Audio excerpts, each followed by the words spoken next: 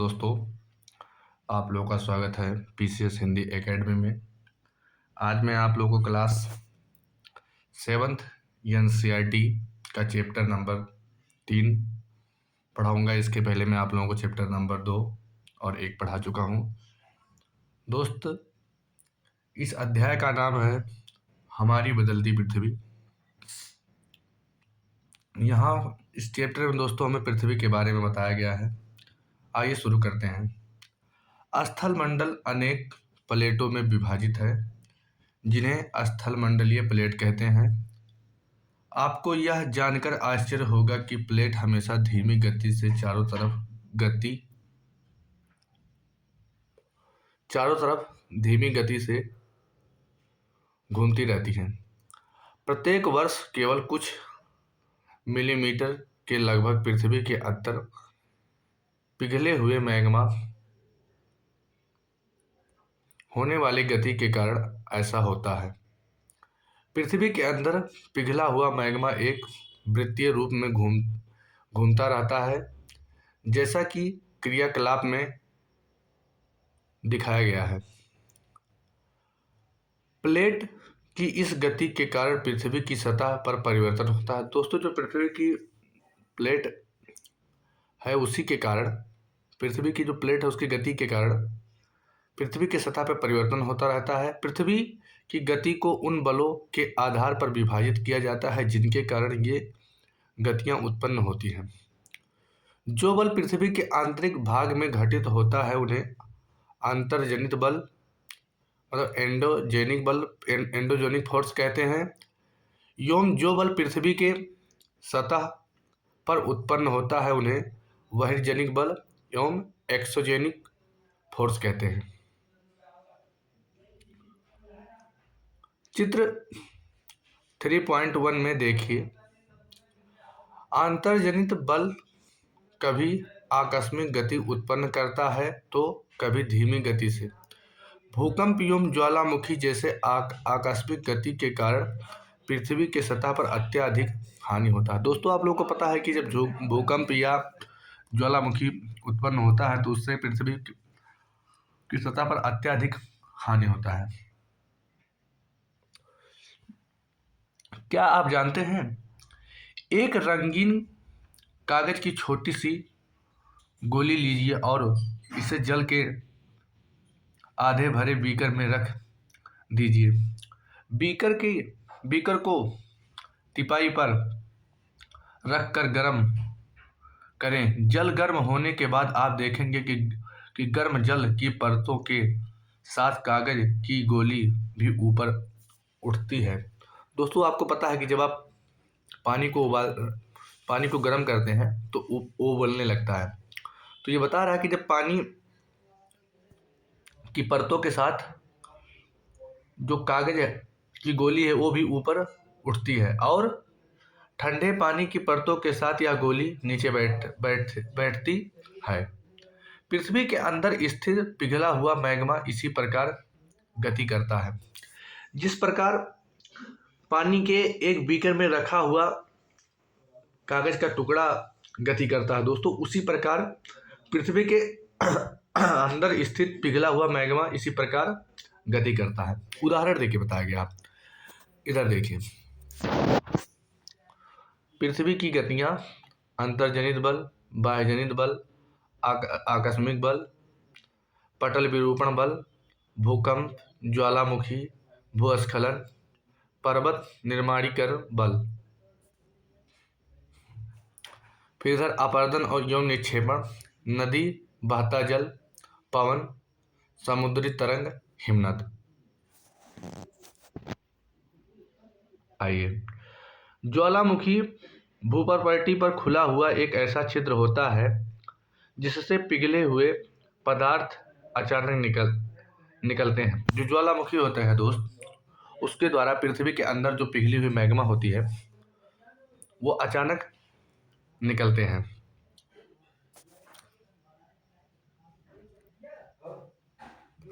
इसी प्रकार स्थलमंडलीय प्लेटों के गति करने पर पृथ्वी की सतह पर भूकंप होता है। जो स्थलमंडल की जो प्लेटें हैं दोस्त, जब वो गति करती हैं तो पृथ्वी की सतह पर भूकंप उत्पन्न होता है। यह कंपन पृथ्वी के चारों ओर गति कर सकता है। यह कंपन जो है दोस्त वो पृथ्वी की चारों ओर गति कर सकता है।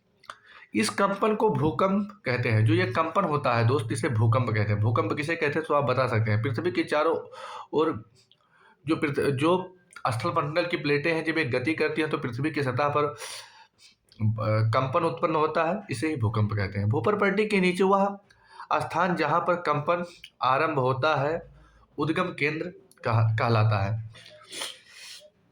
जो पृथ्वी की हमारी ऊपरी सतह है दोस्त, जो भूपर्पट्टी है, पृथ्वी की हमारी ऊपरी सतह भूपर्पट्टी है। भूपर्पट्टी के जिस स्थान पर कंपन आरंभ होता है वह उपकेंद्र होता है, उद्केंद्र होता है। उद्केंद्र के भूसतह पर उसके निकट स्थान को अधिकेंद्र कहते हैं। जो उपकेंद्र होता है दोस्त, उसके निकट स्थान जो होता है उसे अधिकेंद्र कहते हैं। अधिकेंद्र से कंपन बाहर की ओर तरंगों के रूप में गमन करता है। जो दोस्त तरंगे बाहर की ओर कंपन करती हैं, गमन करती हैं, वो अधिकेंद्र से ही करती हैं। अधिकेंद्र के निकट भाग में सर्वाधिक गति होती है। जो अधिकेंद्र के निकट भाग होता है दोस्त, वहीं पर सर्वाधिक गति होती है, और सर्वाधिक गति होने के कारण सर्वाधिक हानि होती है। व्योम अधिकेंद्र से दूर बढ़ने के साथ साथ कंपन की तीव्रता धीरे धीरे कम हो जाती है। और जैसे अधिकेंद्र के जो पास होता है सबसे ज़्यादा हानि वहीं पे होती है। कारण ये कि सबसे ज़्यादा तरंगें वहीं उत्पन्न होती हैं। और जैसे जैसे आप अधिकेंद्र से दूर जाएंगे दोस्तों, धीरे धीरे कंपन कम होती जाएगी। एक बर्तन ले, उसमें जल से भरकर ढक्कन से बंद कर दें तथा जल गर्म करने के लिए रख दें। अब कुछ मटर, चम्मच और मोती ढक्कन के ऊपर रख दें। क्या आप देखेंगे जैसे ही जल में उबाल आता है ढक्कन भी हिलने लगता है। जो वस्तुएं आपने ढक्कन के ऊपर रखी है उसमें कंपन होने लगता है, तानों नीचे हो जाते हैं, और चम्मच के कंपन से ध्वनि उत्पन्न होती है। इसी भांति जब भूकंप आते हैं तो पृथ्वी में कंपन उत्पन्न होने लगती है। इसी प्रकार दोस्त जब भूकंप आता है तो पृथ्वी में कंपन उत्पन्न होने लगती है। भूकंपीय तरंगे 3 प्रकार की होती हैं दोस्तों।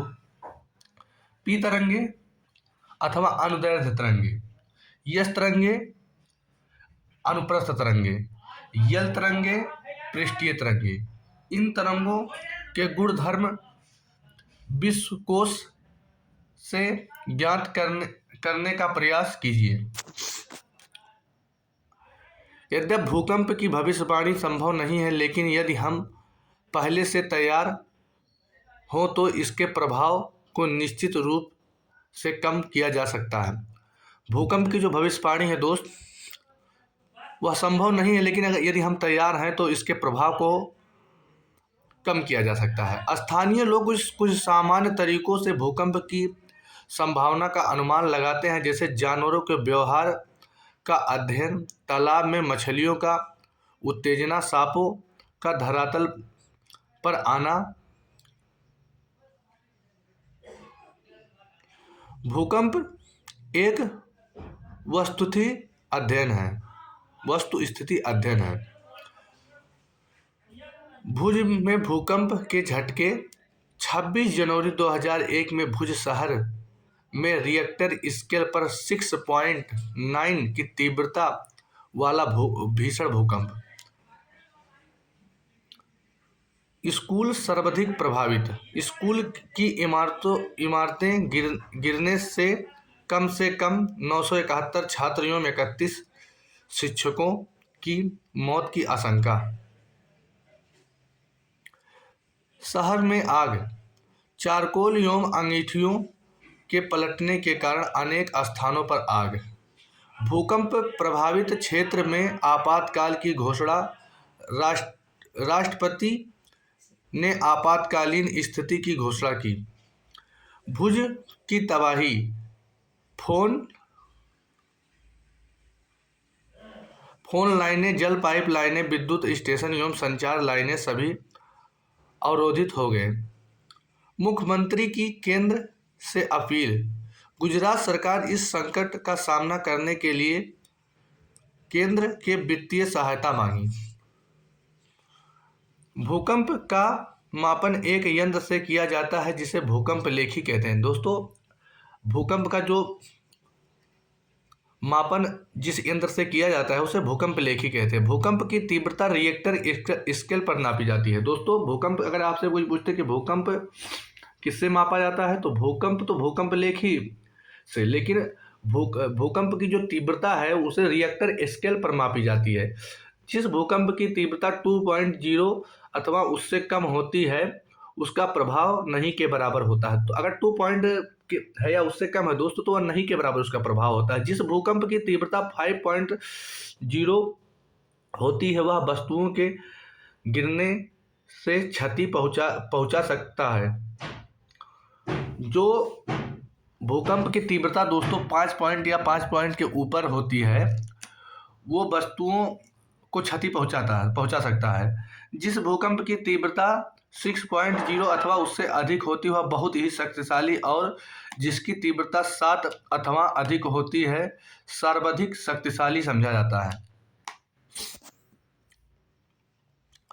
भूकंप के पश्चात समाचार पत्रों में मुख्य समाचारों के रूप में दिया गया भूकंप एक वस्तु स्थिति अध्ययन पढ़ें। इस घटना को क्रमानुसार श्रेणीबद्ध करें। कल्पना करें कि यदि स्कूल समय के बीच में अचानक भूकंप आ जाए तो आप अपनी सुरक्षा के लिए क्या करेंगे। भूकंप से बचाव की तैयारी। भूकंप के दौरान कहाँ आश्रय लें। दोस्तों, ये बताया गया है कि भूकंप के दौरान आप कहाँ पे आश्रय लें। सुरक्षित स्थान। रसोई के काउंटर या मेज के नीचे, दीवार के अंदरूनी कोने में। इससे दूर रहें। आग वाले स्थान, चिमनी के आसपास तथा। दोस्तों देखो, यहाँ 2 चीज़ें बताई गई हैं। सुरक्षित स्थान जहाँ है, पहले आप लोग ये जान लीजिए कि सुरक्षित स्थान कौन सा है। सुरक्षित स्थान रसोई के काउंटर या मेज के नीचे, ये सुरक्षित स्थान है। दीवार के अंदरूनी कोने में, यहाँ यदि आप खड़े हो जाएंगे तो भूकंप से आपका बचाव हो जाएगा। लेकिन फिर आपको बताया गया है कि किन स्थानों से दूर रहें। ये देखिए, आग वाले स्थान से आप दूर रहें। चिमनी के आसपास तथा टूट सकने वाली खिड़कियों, दर्पण एवं तस्वीर फ्रेम जैसे से दूर रहें। पहले से तैयार रहने। अपने दोस्तों एवं पारिवारिक सदस्यों के बीच जागरूकता फैलाएं एवं आपदा का सामना विश्वास से करें। अब आप लोग आइए। मुख्य स्थलाकृतियाँ। अपक्षय एवं अपर्दन नामक 2 प्रक्रमों द्वारा दृश्य भूमि लगातार विघटित होती रहती हैं। पृथ्वी की सतह पर शैलों के टूटने से अपक्षय की क्रिया होती है। भूदृश्य पर जल, पवन एवं हिम जैसे विभिन्न घटकों के द्वारा होने वाले क्षय को अपर्दन कहते हैं।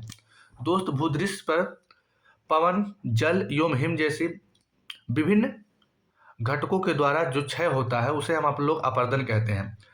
वायु, जल आदि अपर्दित पदार्थ को एक स्थान से दूसरे स्थान पर ले जा सकते हैं। जो वायु होते हैं दोस्त, जल होते हैं, ये अपर्दित पदार्थ को एक स्थान से दूसरे स्थान पर ले जा सकते हैं। फलस्वरूप एक स्थान पर निक्षेपित करते हैं। अपर्दन एवं निक्षेपण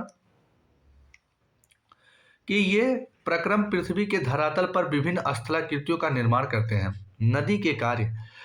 नदी के जल से दृश्य भूमि का अपर्दन होता है। जब नदी किसी खड़े ढाल वाले स्थान से अत्यधिक कठोर शैल या खड़े ढाल वाली घाटी में गिरती है तो वह जलप्रपात बनाती है। दोस्तों जलप्रपात ये देखिए ऐसे बनता है, जब पृथ्वी ऊपर से किसी कठोर सतह पर गिरती है, सैल पर गिरती है, तो ढाल वाली घाटी का खड़े ढाल वाली घाटी में गिरती है तो यह जलप्रपात बनाती है। ये जलप्रपात का आप लोगों को चित्र दिखाया गया दोस्तों। ये अब आप लोग आइए थोड़ा सा ऊपर। विश्व में हजारों छोटे छोटे जलप्रपात हैं। सबसे ऊंचा जलप्रपात दक्षिण अमेरिका के वेनेजुएला का एंजल जलप्रपात है। विश्व का जो सबसे ऊंचा जलप्रपात है दोस्त, वह दक्षिण अमेरिका के वेनेजुएला में एंजल जलप्रपात है। यह अन्य जलप्रपात उत्तरी अमेरिका में कनाडा तथा संयुक्त राज्य अमेरिका की सीमा पर स्थित नियाग्रा जलप्रपात है। अफ्रीका में जाम्बिया एवं जिम्बाब्वे की सीमा पर स्थित विक्टोरिया जलप्रपात। विक्टोरिया जलप्रपात जो है जाम्बिया एवं जिम्बाब्वे के सीमा पर स्थित है दोस्तों। अब आप लोग आगे आइए। जब नदी मैदान क्षेत्र में प्रवेश करती है तो वह मोड़दार मार्ग पर बहने लगती है। नदी के इन्हीं बड़े मोड़ों को विसर्प कहते हैं। दोस्त अगर आपसे कोई पूछे कि विसर्प किसे किसे कहते हैं तो आप बताएंगे कि नदी जो है जब मैदान पे पहुंचती हो तो जब वह नदी पे पहुंचती नदी जब सतह पर पहुंचती है तो वह मोड़दार मतलब मुड़ मुड़ के बहने लगती है। इन्हीं बड़े मोड़ों को विसर्प कहते हैं। जो नदी के बड़े बड़े मोड़ होते हैं इन्हें विसर्प कहते हैं। इसके बाद विसर्पों के किनारे पर लगातार अपर्दन एवं निक्षेपण शुरू हो जाता है। विसर्प लूप के सिरे निकट आते जाते हैं। समय के साथ विसर्प लूप नदी से कट जाते हैं और एक अलग झील बनते हैं जिसे चाप झील कहते हैं। दोस्त मैं आपको बता रहा हूं, आप लोग 1 मिनट ध्यान दीजिए। जैसे मान लीजिए नदी, ये बताया गया कि मतलब चाप झील कैसे नदी ऐसे बह रही है। देखिए आप लोग, नदी ऐसे बह रही है और नदी ऐसे बहते जब ये ऐसे सीधे हो जाती है तो ये जो बचा हुआ खंड होता है, ऐसे जो बचा हुआ है ये चाप झील हो जाता है।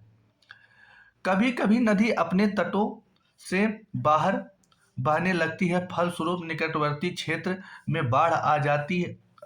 बाढ़ के कारण नदी के तटों के निकटवर्ती क्षेत्र में महीन मिट्टी एवं अन्य पदार्थों का निक्षेपण करती है। दोस्त जब नदी में बाढ़ आती है तो वो निकटवर्ती जो क्षेत्र होते हैं वहां पर मिट्टी के कुछ महीन जो नदी हो मिट्टी के कुछ महीन एवं अन्य पदार्थों का निक्षेपण करती है। ऐसे मिट्टी एवं पदार्थों को अवसाद कहते हैं। आप ये बता सकते हैं दोस्तों कि बाढ़ के समय नदी के द्वारा जो महीन मिट्टी एवं अन्य पदार्थों का निक्षेपण करती है, ऐसे पदार्थ को अवसाद कहते हैं।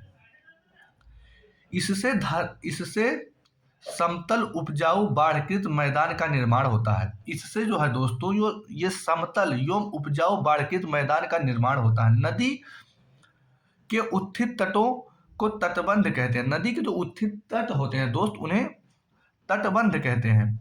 समुद्र तक पहुंचते पहुंचते नदी का प्रवाह धीमा हो जाता है। दोस्तों नदी जब समुद्र तक पहुंचती है तो उसका प्रवाह धीमा हो जाता है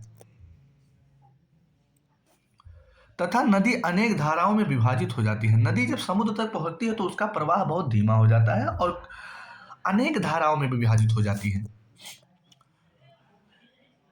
है जिनको वितरिका कहा जाता है। नदी का अनेक धाराओं में विभाजित होना और नदी के गति का धीमे होना को ही वितरिका कहा जाता है।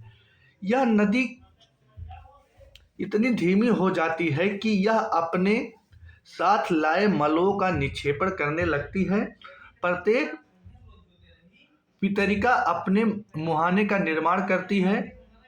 सभी मुहानों के अवसादों के संग्रह से डेल्टा का निर्माण होता है। दोस्तों जो हमारी नदी है ये समुद्र में मिलने से पहले बहुत धीमी हो जाती है और कई धाराओं में बढ़ जाती है। तो फिर ये जो अपने द्वारा अवसादों को लाती है वो एक जगह मतलब छोड़ने लगती है, निक्षेपित करने लगती है, जिससे डेल्टा का निर्माण होता है। समुद्री तरंग के कार्य। समुद्र तरंग के अपर्दन एवं निक्षेपण में तटीय स्थलाकृतियां बनाते हैं। समुद्री तरंगें लगातार सैलों से टकराती रहती हैं,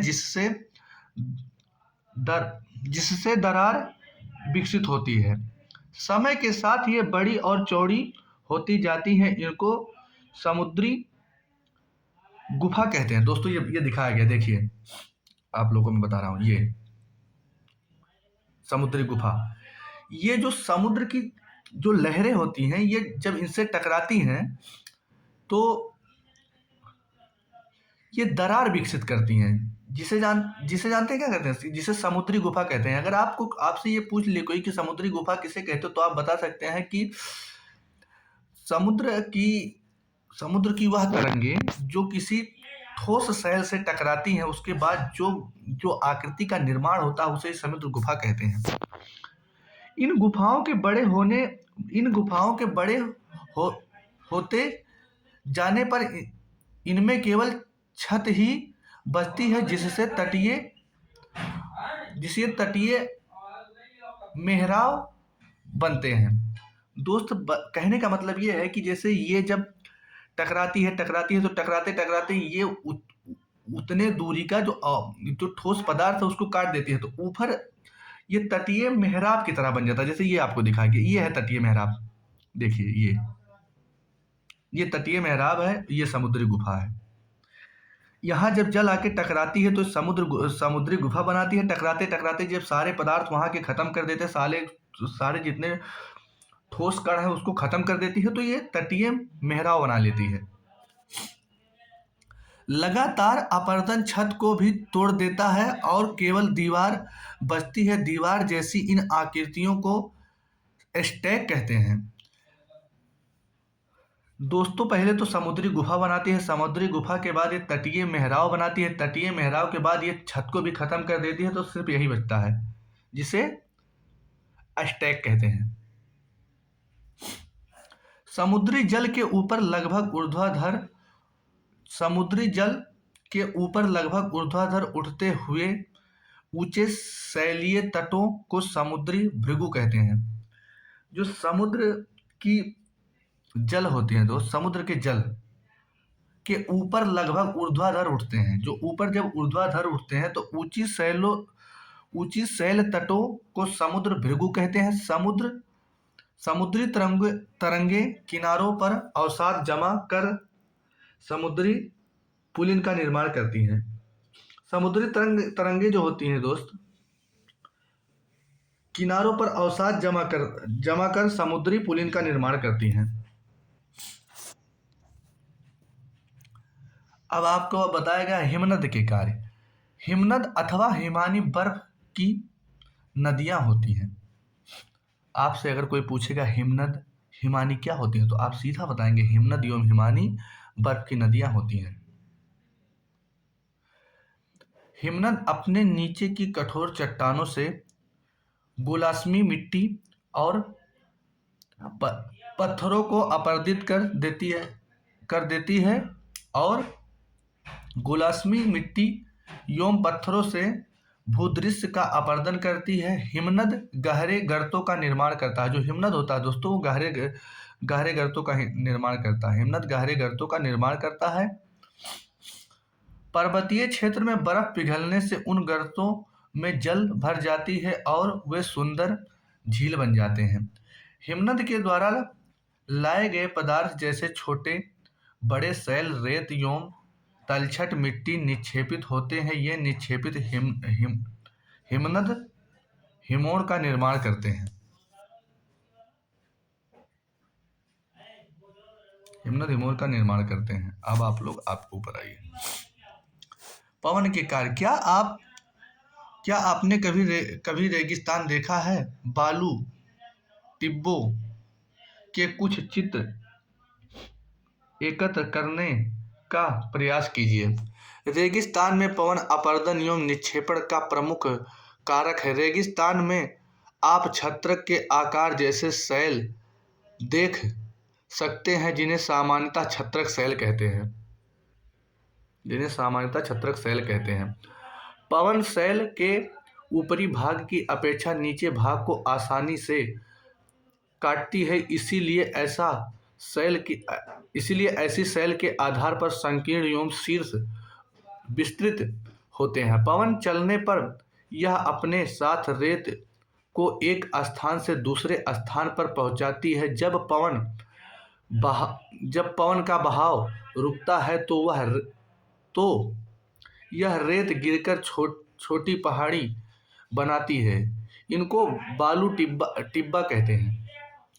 दोस्तों मैं आपको बताऊं, जब पवन चलती है तो वह अपने साथ रेत के कुछ कणों को लेकर चलती है, लेकिन जब वो पवन का बहाव रुक जाता है तो यह गिरकर छोटी पहाड़ी बनाती है। जो ये इसके पवन के साथ जो धूल कण बहते हैं, रेत पवन के साथ चलते हैं। अगर पवन के रुक जाने के कारण जिन छोटी पहाड़ियों का निर्माण होता है या ये पवनें जिन छोटी पहाड़ियों का निर्माण करती हैं, उन्हें बालू टिब्बा कहते हैं। जब बालू कण महीन एवं हल्के होते हैं तो वायु उनको उठाकर अत्यधिक दूर ले जा सकती है। जब ये बालू कण विस्तृत क्षेत्र में निक्षेपित हो जाते हैं तो इन्हें लोएस कहते हैं। दोस्त आपको ये भी पता हो गया कि बालू टिब्बा किसे कहते हैं। आपको ये भी पता हो गया कि लोएस किसे कहते हैं। जो छोटे कण उस पवन के साथ चलते हैं, जब ये मतलब ये विस्तृत क्षेत्र में निक्षेपित हो जाते हैं तो इन्हें लोएस कहते हैं। चीन के विशाल लोएस निक्षेप पाए जाते हैं। चीन जो है वहाँ चीन में विशाल लोएस के निक्षेप पाए जाते हैं। दोस्तों ये अध्याय यहीं पर समाप्त होता है। दोस्तों मुझे उम्मीद है कि ये क्लास आप लोगों को अच्छे से समझ में आए होगी। दोस्तों अगर ये क्लास आप लोगों को अच्छे से समझ में आई है तो आप लोग इसे आगे बढ़ाइए, अपने दोस्तों के पास, अपने मित्रों के पास शेयर कीजिए, ताकि उनकी भी तैयारी हो सके। और हम आपसे मिलते हैं अगली क्लास में। तब तक के लिए नमस्कार, टेक केयर, बाय बाय।